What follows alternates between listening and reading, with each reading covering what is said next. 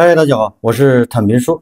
今天是2025年3月22号，这一期咱们继续聊聊俄罗斯入侵乌克兰，看一看乌克兰战场上也有什么变化。今天是俄罗斯侵略乌克兰的第1123天，也是乌军进入库尔斯克的第229天。虽然特朗普一再宣称乌军在库尔斯克被俄军围住了，然后他请求普京不要杀死这些乌军，但是越来越多的消息表明，特朗普又在和普京唱一出双簧。为了掩盖特朗普这个暂停对乌克兰的援助和情报共享，导致乌军在库尔斯克失利的这么一个事实。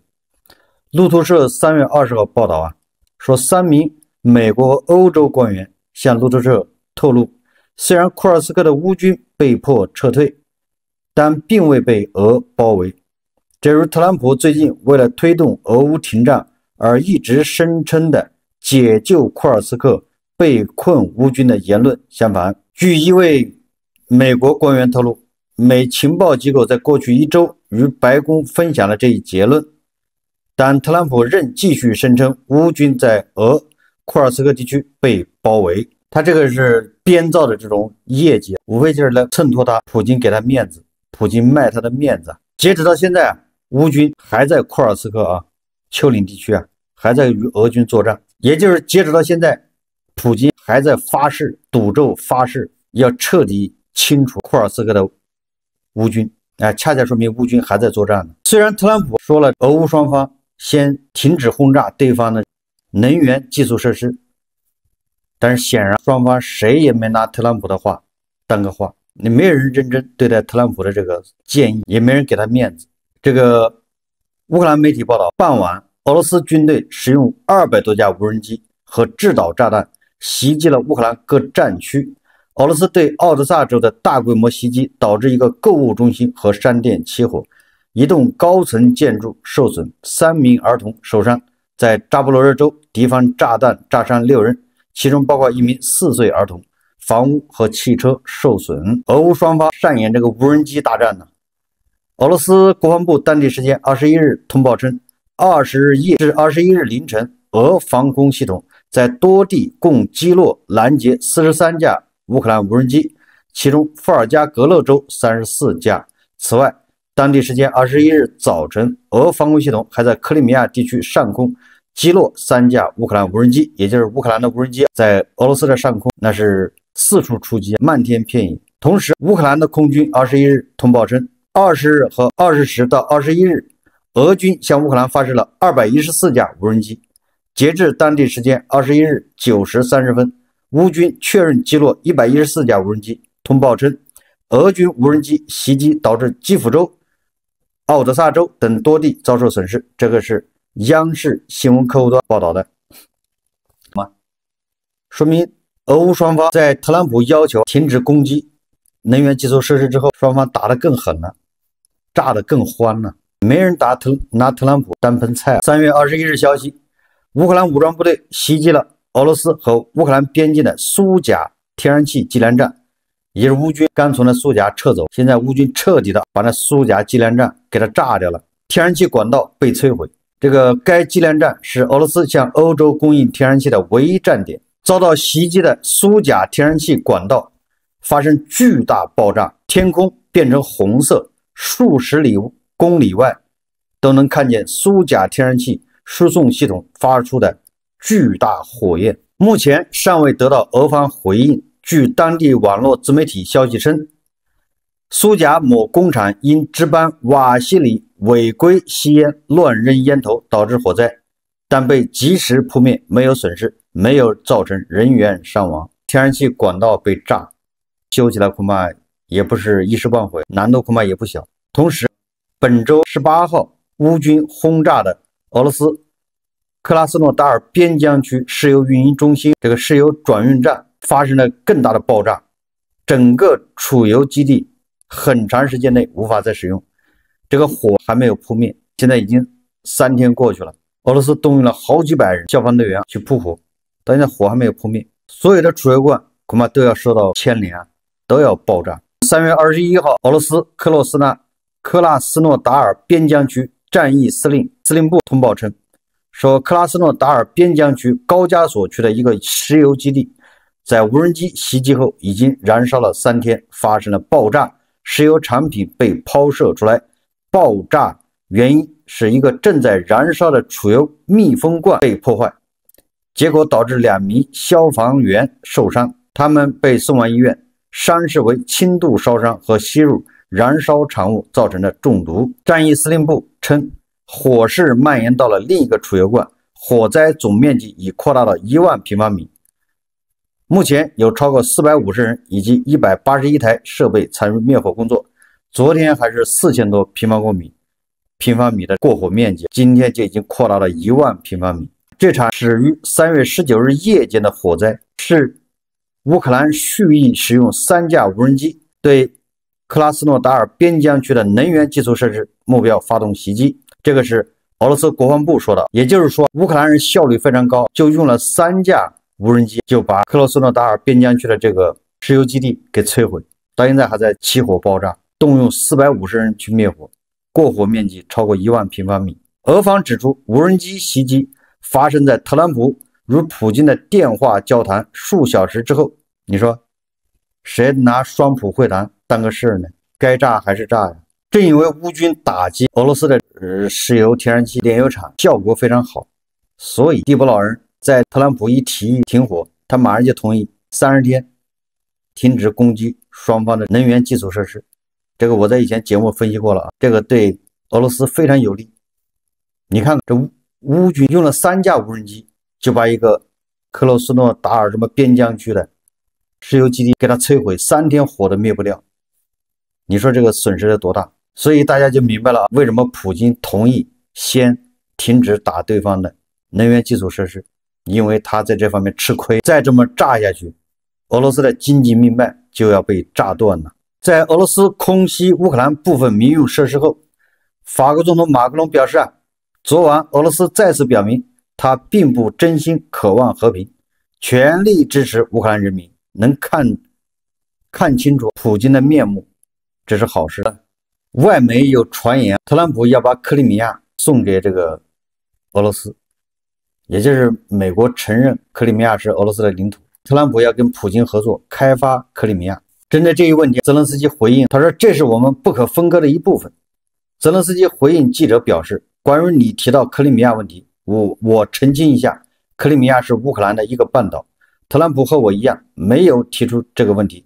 我们曾于去年9月在纽约与他谈论克里米亚的问题，他只是对他的样子感兴趣。大家可以看这个。Що стосується вашого запитання про Крим, український півостров, Крим, Трамп зі мною не піднімав цього питання. Ми колись говорили з ним про Крим ще в вересні у Нью-Йорку, просто його цікавило, як це виглядає, що в ньому, чому українці ну так люблять, бо він чув, що українці дуже люблять Крим. І тощо ми просто про це говорили. Я йому сказав, що це унікальна природа, це наша невід'ємна частина, це наш український півострів. Окрім всіх речей, не хочу зараз забирати часу, окрім речей, які зрозуміли, що без українців Крим вмирає, бо вся логістика пов'язана з материковою Україною, вода, логістика. Найголовніше, що для туризму. Що найголовніше для туризму? А Крим – це унікальна природа передусім. Це море, природа – це туризм. Що найголовніше для туризму? Всі вам скажуть – туристи. В Криму немає туризму. В Криму 11 років немає туризму. В Крим приїжджали влітку 3 мільйони туристів. 2 мільйони 800 українців. Це відповідь. Можна, що хочеш зробити. 5-зіркові готелі, багато різних будівель. Але ви не завезете туди мільйони туристів. Українці там відпочивали, бо це їх півострів. І з цим нічого ніхто не зробить. Там зараз у людей немає заробітних плат, там нічого немає. Все просто, знаєте, просто вмирає вся ця природа. 视频，泽连斯基现在咬得很死，领土问题不容谈判，不会以领土换和平，想都别想。我们看看外交以及国际援助。首先，芬兰总统斯托布他再次表态说，乌克兰军队是欧洲最强大、最先进的军队。乌克兰人在与俄罗斯的斗争中展现出了力量和智慧。芬兰将继续对乌克兰提供大力支持，直至最后的胜利。他说，我们将与乌克兰同舟共济。这是芬兰人再次承诺。挪威首相斯特勒宣布，挪威将把对乌克兰的国防支持增加3倍，达到80亿美元。这笔资金将用于购买火炮、弹药、无人机，以及投资发展乌克兰的生产基地。该决定得到了议会的一致通过，增加3倍。我们再看看这个德国怎么表态呢？这个舒尔茨向泽连斯基承诺德国今年将向乌克兰提供100亿欧元的军事援助，又加码了这个德国不光给乌克兰提供援助，这个德国出手加大对俄罗斯的制裁。首先是德国当局正式扣押俄罗斯影子舰队的一艘油轮，叫伊温廷号。这个上面据说装满了这个10万吨的石油，价值4000万欧元。那这个油轮被扣之后怎么办呢？船上的石油将转交给德国政府出售。欧盟不是出台了法律吗？这个制裁专门盯着俄罗斯的影子船队。这俄罗斯人从希腊，还有其他的国家买了很多二手的油轮，他自己搞送货上门，因为全球基本上没有哪个航运公司敢用俄罗斯的石油，因为被欧盟和美国制裁，所以俄罗斯就自己搞送货上门。那欧盟和美国最近出台的这个制裁措施直接要去查俄罗斯的影子舰队，一查到立马就没收。你看德国是第一个率先打响没收俄罗斯这个运油船，这是第一个，后面恐怕欧盟这些国家，挪威、丹麦恐怕这都是跃跃欲试这个对俄罗斯的经济命脉的打击那就更大。我们再看这个欧洲向乌克兰派军队现在搞到哪一步了？是当地时间3月20号，英国召集多国高级军事人员举行闭门会议，共同商议乌克兰维和部队计划。据了解，该计划已进入实质性操作阶段，预计将有超过20个国家参与，由英法牵头推动。这个是央视新闻报道。在这个会议之前，英国首相斯塔默还专门视察英国的一个战略导弹核潜艇，叫前卫号。这斯塔默自己亲自下到潜艇内部，潜艇还是返航回来之后，斯塔默亲自到那个潜艇内部视察，实际上就是在宣示英国的核力量。同时，英国的《每日电讯报》报道，他说英国皇家海军退役海军少将叫克里斯佩里表示英国装备的导弹核潜艇有能力打击俄罗斯的40座城市。佩里认为，作为世界上领土面积最大的国家，俄罗斯的防空系统并不那么好，无法防御这样的打击，并且他说，英国拥有独立的自主发射核武器的这个权利。也就是他辟谣，不是外界说这个英国的核武器发射，那你还不得听美国的吗？等美国同意那这名海军少将说不需要。那实际上这个警告的意味非常浓，也就是英国我也有核武器，你俄罗斯别拿核武器来吓唬我。你看这个英国人斯塔默是王八吃秤砣铁了心了。这一番操作完了之后，斯塔默再召开20多个国家就军事人员会议。新华社报道说，伦敦3月20日电，英国首相斯塔默20日说，志愿者联盟将部署军队支持乌克兰，俄方若违反和平协议将面临严重后果。当天，由英法两国主导，旨在为乌克兰提供安全保障的志愿者联盟在英国伦敦附近一处军事基地召开闭门会议。斯塔默在会后作出上述表示。斯塔默以及来自法国、意大利、波兰、荷兰、罗马尼亚、美国、加拿大和澳大利亚等国约30名高级军事人员参会，商讨在乌部署维和部队的执行计划以及部分停火的具体细节。这个会还没完，法国总统马克龙当天在比利时参加欧盟峰会期间表示巴黎将于27日举办志愿者联盟峰会，讨论对乌军事援助。欧洲多国领导人和乌克兰总统泽连斯基将参会。这个欧洲会多，一个会接一个会。斯坦默还说，志愿联盟正在讨论英国战斗机将在乌克兰上空巡逻的提议，也就是他们现在已经在商量向乌克兰派遣英国台风战斗机为部队提供空中掩护的提议。这个乌克兰外交部发言人叫格奥尔基蒂赫伊表示他说目前已经有一份准备向乌克兰派遣军事特遣队的国家名单。他说总参谋长会议表明，这一想法的概念和实际实施机制已经非常详细，具体的数量和地点正在讨论中。发言人强调，为了开始这一使命，首先必须推进和平进程，也就是说，美国国家派遣多少人，驻扎在乌克兰什么地方，这个细节已经在讨论之中。3月21日消息，立陶宛共和国总统瑙塞达表示立陶宛准备向乌克兰派遣军队予以支援。这个立陶宛还是比较积极的。3月20号的欧盟峰会在布鲁塞尔举行，乌克兰总统泽连斯基通过视频连线发表讲话。这个泽连斯基很直接，要求欧盟盟友尽快提供至少50亿欧元，大概400亿人民币吧，来购买炮弹。泽连斯基还强调，欧洲需要技术独立，包括武器制造，而一个人阻挠整个联盟的决定是反欧洲行为。泽连斯基比较直接，就拿50亿欧元拿出来买炮弹。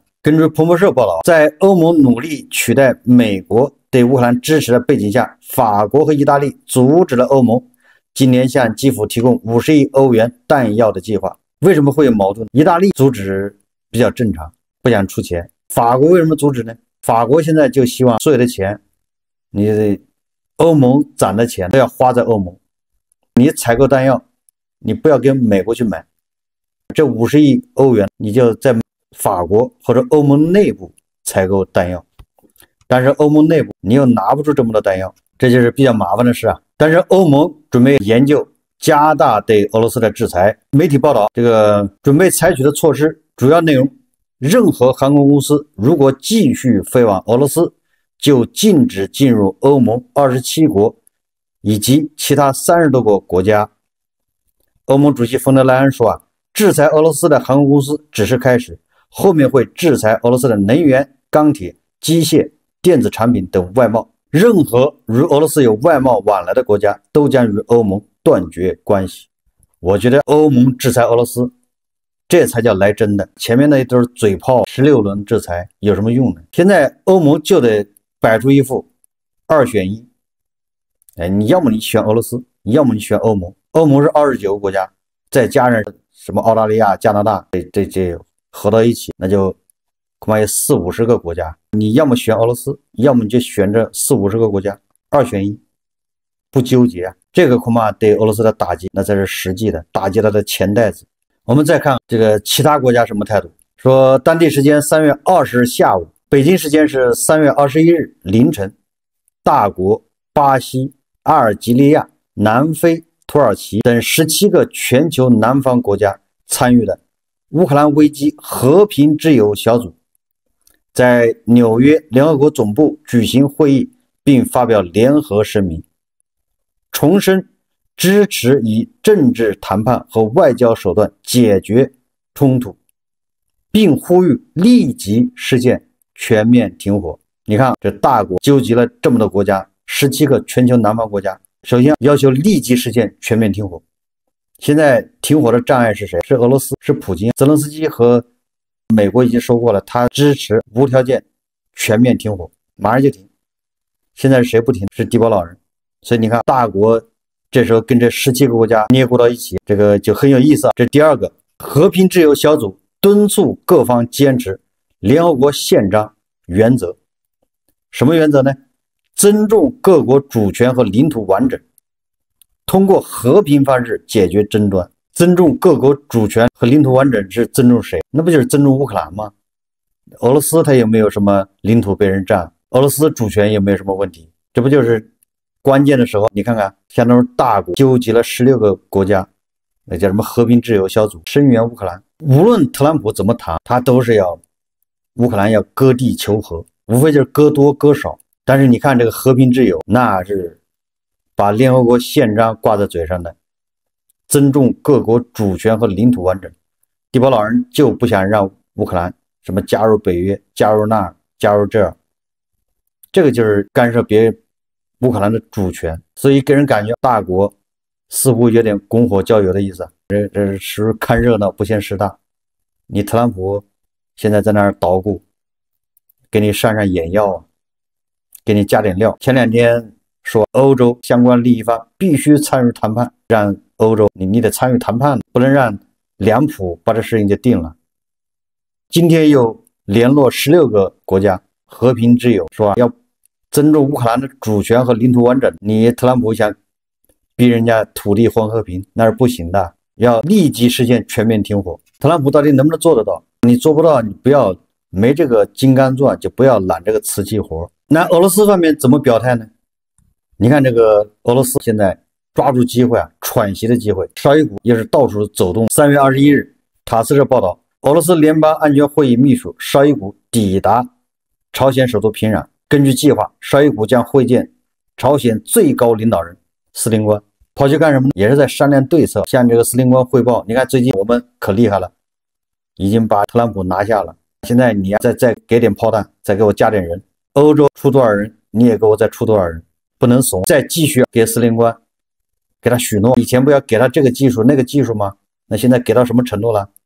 有没有落实？还差点啥？总之来了都不能空手，回去也得带点东西啊，几车皮炮弹的还是要的。绍伊古再把两普通话也向司令官要绘声绘色的描述一下，如何的吧，让特朗普在那儿等了1个多小时，电话直搓手，电话就是忙音，狂打打不通。而我们的大帝正在那儿谈笑风生，跟司令官啊互相打气，不要怕，美帝就是纸老虎，你强他就弱。这个突发消息说，普京签署命令，要求所有被俄罗斯占领土地上的乌克兰人必须在9月10日前获得俄罗斯公民身份或离开备战领土。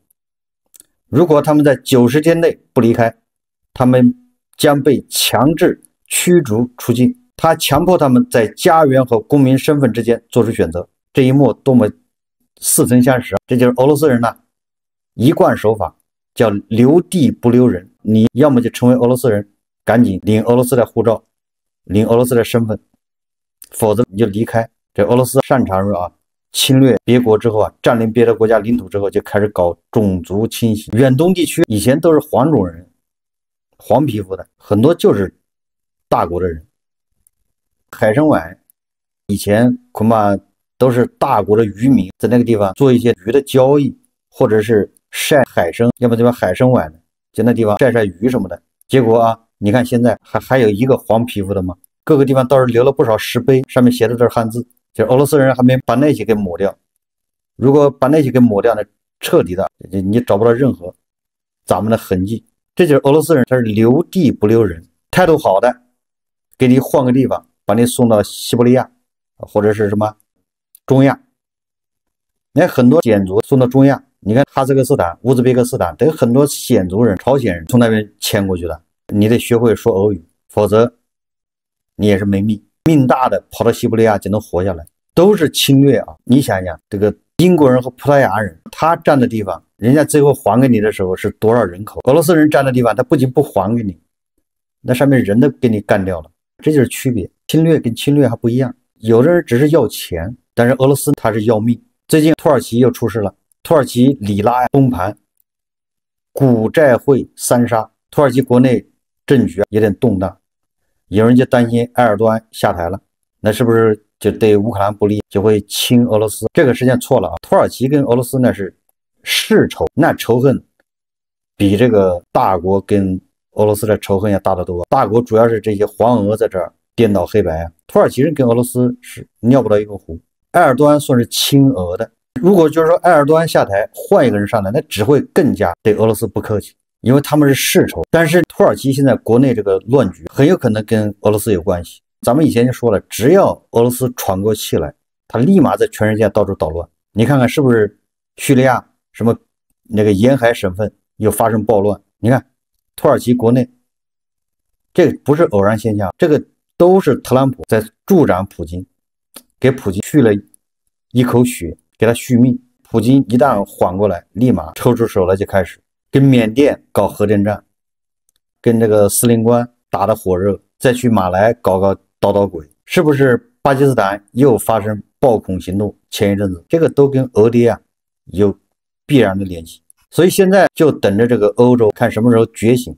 欧洲现在目前看行动还是很缓慢，会没少开，但效率太低啊。怪不得这个普京啊最近心情大好。英国媒体称，普京对全面停火的条件是乌克兰停止军事行动，停止军事动员，西方停止军援乌克兰。举一个不恰当的例子，这个强盗说你要让我停下来可以，你们先把他摁住，给我绑起来，我就歇一会儿啊，就这意思，让受害人先绑起来，扔一边，对吧？我歇会儿。这种无理要求，看看特朗普怎么应对，怎么满足普京的这个无理要求。好，这期节目我们就聊到这里，感谢大家收看。如果喜欢我的节目，欢迎订阅转发，也可以在下方留言评论，谢谢大家。